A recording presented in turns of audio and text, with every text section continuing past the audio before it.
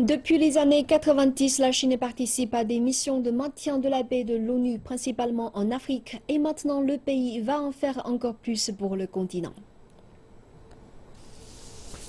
Un entraînement intense pour une prochaine mission en Afrique. Un bataillon d'infanterie de 700 soldats va se rendre au Soudan du Sud pour une mission d'un an en décembre. Et 225 ingénieurs militaires se rendront au Darfour. J'espère que nous allons tous travailler plus fort pour compléter la mission et ainsi établir la paix, l'espoir et de meilleures conditions de vie. La Chine a débuté ses missions de maintien de la paix en Afrique en 1991. Près de 30 000 soldats chinois ont servi au sein de 16 missions de l'ONU en Afrique.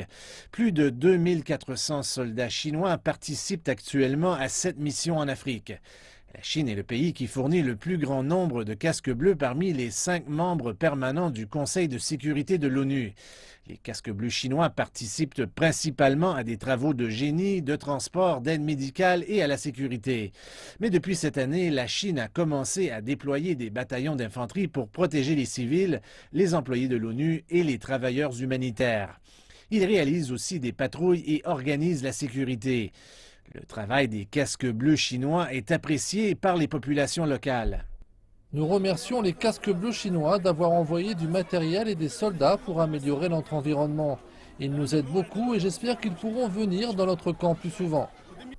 Nous avons dû quitter notre lieu de résidence. Il n'y avait pas de nourriture, de soins de santé et les services sanitaires étaient déficients.